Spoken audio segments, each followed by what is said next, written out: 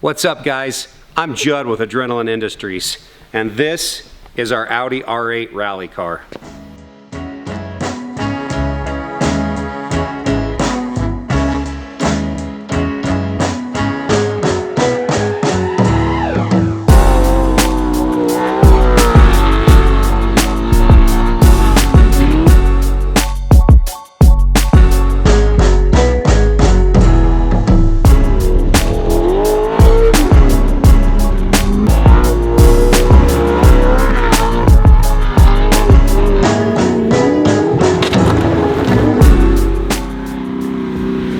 So here at Adrenaline Industries, we've been building up some of the most unique off-road vehicles for nearly 2 decades. And the last couple years, we wanted to do something a little bit different. So we built up 6 Porsche Cayennes into rally/safari builds. And we worked with a lot of parts from Eurowise out of Charlotte, North Carolina. They're the industry leader on lifting these Porsches and making special parts for them. And so we kind of did our own twist on them, beefed up some things, changed some stuff. And in doing so, I just didn't love the Porsche Cayennes. At the end of the day, it was still kind of an SUV, and it's like, I mean, they were really cool for what they were, but I'm like, we can do something even more unique. And so I had this crazy idea of turning an Audi R8 into a rally car. I was really surprised that no one had done it before. I mean, you've got extreme reliability out of the Audi. It's all-wheel drive, which is the biggest ticket for me. We live in northern Utah, so 4 to 6 months of the year, we're dealing with ice and snow on the roads. And so a lot of your rear-wheel drive cars just don't work very well. And people have been kind of turning Porsche 911s into rally cars. Most of those are just rear-wheel drive. And I was just like, I can't believe no one's done Audi R8. Let's do it. And so I called Mike at Eurowise and said, Mike, what about an Audi R8 that we could build up into a rally car? Here's some of my ideas for it.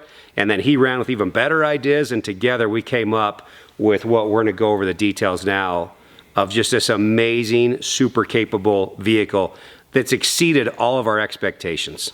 This is a 2014 R8, which had the V8 in it, 4.2 liter, and produces about 430 horsepower. That horsepower wasn't quite enough, so we boosted that up with our custom air intake from Eurowise as well as their custom exhaust. So the most important part of the whole build is the suspension, to be able to handle, high speeds off-road. And so we chose the Bilstein coilover suspension with reservoirs.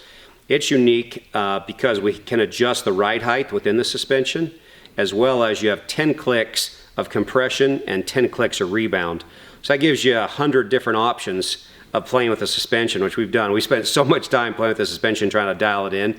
We have it dialed in now, I think, perfectly for off-road and on-road. One of the other custom things that needed to be done was a custom bracket that was reinforced, which gave us about a 2-inch lift before we installed all the suspension. When we took it to Adrenaline Ranch and were messing with the suspension, we found we had the compression really low at first, which handled the slow speed stuff really well, as we were just making sure that we weren't rubbing, that nothing was touching, and that we had plenty of clearance everywhere. And then as we go faster, though, we start to outrun the suspension and get closer to where we're hitting the bump stops. So then it was nice to be able to adjust the compression, especially when we wanted to jump it. And so we got this compression up to about 8 clicks when we were jumping it, and found that actually at high speeds, even when you're not jumping it, that higher compression rating seemed to be the best setting for that. And so with the rebound, we had to play with that quite a bit too. Is you kind of want it slow enough that it smooths things out. If it's too fast, your ride's really choppy. But if it's too slow, you're outrunning it and you never get enough drop for your tire to go down far enough so that you are able to use all of your travel. So it was interesting trying to dial that in. That took us several hours and times running through the same terrain over and over, messing with that suspension adjustment for the compression and rebound. And then we got to start all over, taking it to the sand dunes, and actually found that we slowed the rebound down a little bit, but the compression we left about the same. And we never have hit the bump stops since we've even jumping it or ripping it through the sand dunes really hard once we turned that compression up to about 8 clicks. Okay, let's talk about the wheels and tires. So we got really lucky that Braid, which is one of the best companies for rally wheels, made a direct fit So a lot of custom situations like this, you've got to build an adapter plate for the bolt pattern. We were so lucky we didn't have to. That's not as safe. It's so much better that we can bolt directly on and have the correct back spacing. So this worked perfect, and it's Braid's beadlock B system. So it's still really lightweight because you're not having the bead actually sandwiched with inner and outer rings. The way it works is this ring here, there's little screw heads that screw into the sidewall and hold that on there. Now, we are a little more special at Adrenaline, and we figured out a way to de-bead a beadlock wheel, but that's because we were going too low. We were really messing with the PSI in the tires and went a little too low and drifted really hard and figured out a way to de-bead it. Luckily, we were able to get it back on out there in the sand dunes. And for tires, we chose the Falcon Wild Peaks. They're my favorite tire. We've run a fleet of 60 pickup trucks and have tried all the different tires out there. And for our weather in Utah, the winter, the snowflake rating on them, the siping in them, they are so good in the snow and ice, but yet they're still quiet. So when I found out that they made that size, that was an obvious choice for me to use on this Audi. And so now I would feel so comfortable taking this up to the ski resort with a ski rack and a pair of skis on it and feeling that I'm not going to slip off the road like most sports cars would in the winter. I don't think many people will test a car as hard as we do. We really wanted to make sure that the concept that we had here worked. So what really surprised us is how well it did in the sand dunes with these tires. So we aired down, we started at 20, we went a little bit lower, we ended up getting around 10, and that's when we de-beaded at just crazy high speeds drifting. But I think around 15 PSI, that is solid, and it would climb any hill that we tried at the sand dunes, which we did not expect it. I figured it would do okay being lightweight and having that kind of horsepower, but I'd never anticipated that I could climb the face of a sand dune and have it just endless power and traction. So the setup is tested, it works really well. Eurowise built a one-off custom bumper that's attached to the chassis. So this thing's very solid, and then also put brackets on it so that you could mount these 4 Baja XL lights. The yellow, if you don't know, the advantage to that is if you're in dust, you're following somebody, or in a snowstorm, the yellow doesn't glare back near as bad. And so we wanted to, both options. The white's a little brighter, obviously, so now you got both options. Both are switched separately. But it's really nice. In a snowstorm or in the dust, you turn those yellow lights on, and it will pierce through that dust or the snow. Below the bumper is a 5mm custom aluminum skid plate. Both of these have been powder coated. This is amazing. It's CNC machined, perfect fitment, protects the whole front end of the car. The front skid plate ties into the center, so the entire center has a skid plate as well, and then also another custom aluminum skid plate on the rear to protect the motor.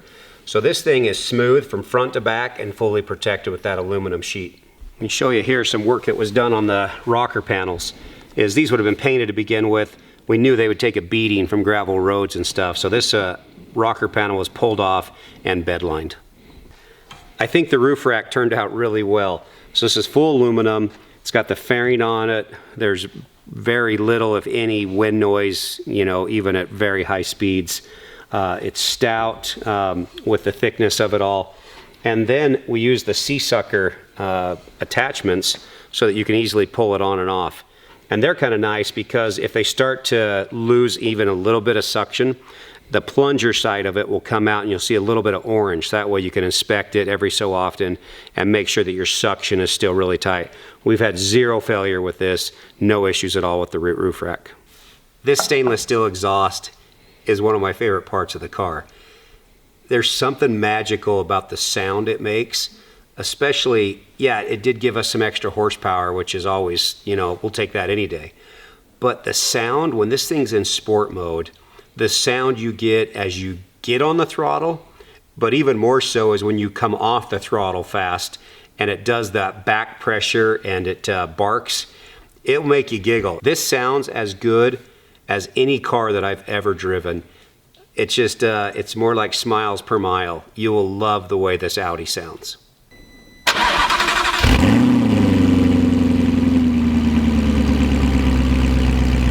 But at the same time, important is there's no drone. So there's zero drone. You fast, slow, freeway speeds. You don't get that drone that you sometimes get with a custom exhaust, which is really important so that you can actually enjoy, the driving experience even more. Probably noticed that it's missing the bumper. Some people think that's pretty cool, and people do bumper deletes a lot on the Lamborghini Huracans, on the Audi R8s. A lot of times because they're adding twin turbos, which sit in the way of where the bumper would be. We had no intentions of removing the bumper, but when we were taking it to the sand dunes, we drove it so hard, and I think what damaged our bumper was we added the Rally Armor mud flaps. And they look really cool, but they kind of have like a carbon backing behind the rubber flap on it.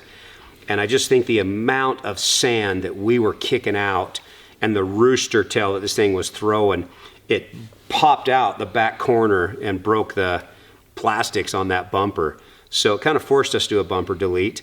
All the parts are still there. We had, as we took it off. I think some people love the look of this, of the way it looks now. You can see this awesome stainless steel exhaust. All this has been painted off matte black and cleaned up really nice. So it looks good, but there is still that option of buying just another bumper. They're pretty inexpensive. And then all the lighting and the wiring, there's kind of another additional aluminum piece that goes back here. That's all still fine. It's just the plastic housing on the skin of the bumper itself that was damaged from the amount of sand that this thing kicked up in the dunes. Let's show off this great looking motor. Look at that beast. It's so awesome. It's tight. I love that you have glass over it so that you can always get a good look of the motor. You'll see here where we've got the custom air intake that goes out to the K&N air filters.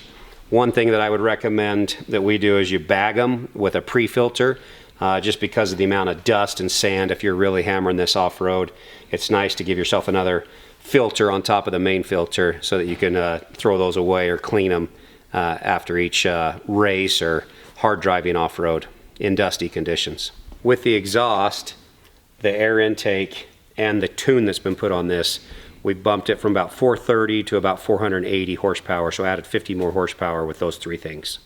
The interior of this R8 is very comfortable. A lot of sports cars I just don't fit in very well. I'm 6'3", 240 pounds. I've got plenty of headroom in here. I don't feel crammed. Actually, when I'm driving it hard on some of the off-road shots we've done, I actually moved the CD even further forward so that I'm tight, like you would be if you were racing. It just works really well. You can easily daily drive this car. The trigger switch is pretty cool. It's actually removable, so you can pull it off because it's Bluetooth. Right there, the first switch is your clear lights, and then your second switch is the Baja amber lights. And so that, just a simple system, it works really well. So happy that it had paddle shifters. It's a must, especially in the sand dunes, as this thing revs to 8,250 RPMs. So sometimes it's going to want to upshift, but with the paddle shifters, you're able to keep it in those high revs to really keep your momentum and your RPMs up, your power really high as you're climbing to the top of the sand dunes. We ended up with a bunch of renditions of the graphics package. This is what we chose. I love it. I think the two-tone with the white offsetting the blue turned out really well. So that's everything we've done to turn this Audi R8 into an incredible rally car. It's exceeded our expectations. This has turned out so well.